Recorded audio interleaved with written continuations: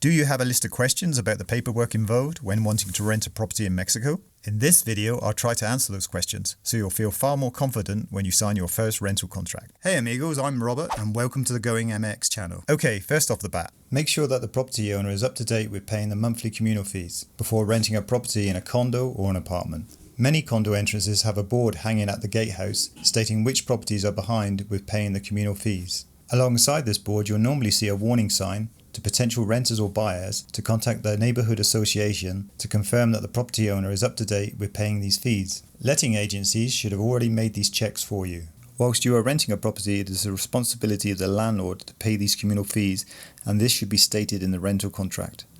Rental contracts, IOUs and signing. IOUs, or pagarés as they're known in Spanish. In some Mexican states it is also common to sign IOUs, one for each month or signed ahead, in addition to the rental contract. With the addition of IOUs, the legal process to evict is far quicker for the owner and their lawyer. A separate contract and an additional deposit for the furniture. This is rare and probably illegal, but I have heard of some landlords in Mexico trying to do it. Say no and try to negotiate. If they don't agree, just walk away. The normal rental deposit should cover all of a furnished property. A rental guarantor. Virtually all rental contracts state a guarantor, or aval as it's known in Spanish, must additionally sign the rental agreement in case you ever default on payment or damage the property. This guarantor needs to have a Mexican property in their name, be Mexican, or at least have permanent residency. These clauses can be a headache for many foreigners, but thankfully many landlords are willing to negotiate by making you pay a slightly higher deposit, or you may have to pay all the 6 months rent and deposit up front. I have met many foreigners that managed to negotiate with the landlord to rent their Airbnb or Booking.com type property for 6 months after completing the initial short stay. An alternative to having a guarantor. Some letting agencies or landlords may ask for a póliza jurídica de arrendamiento if you don't have a guarantor.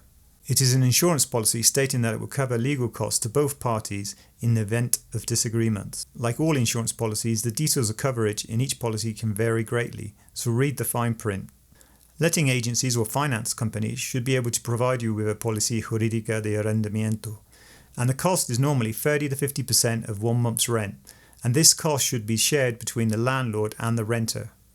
The price increase of this policy per annum should be no more than 4%. The provider of the policy jurídica de arrendamiento should also review the rental contract and IOUs at the time of signing the rental contract so both parties are in agreement. Is the rental contract legal? Letting agencies normally have the rental contracts checked by their own lawyers. If renting directly with the landlord, you'd be wise to contract a lawyer to check the contract is legal for the state where you wish to live. The property's inventory. The rental contract should also have attached a detailed inventory with photos, descriptions of the current property status, including furniture when furnished. Utility bills.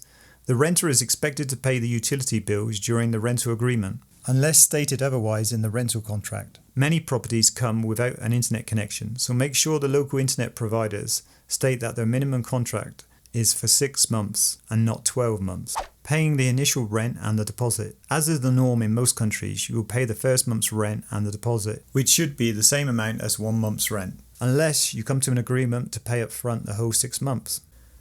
Make sure you have a signed receipt for all the payments and/or proof of bank transfers when not paying in cash. Be aware that many landlords fail to return the deposit to the renter, and I'll get onto that in a second. Returning those IOUs every month after paying the rent.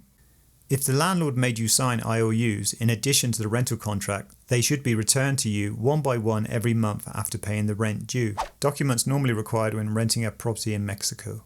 Your passport and Mexican visa immigration card, which needs to have the classification of temporary or permanent residency. A bank statement showing your pension deposits or sufficient funds. This is more for retirees.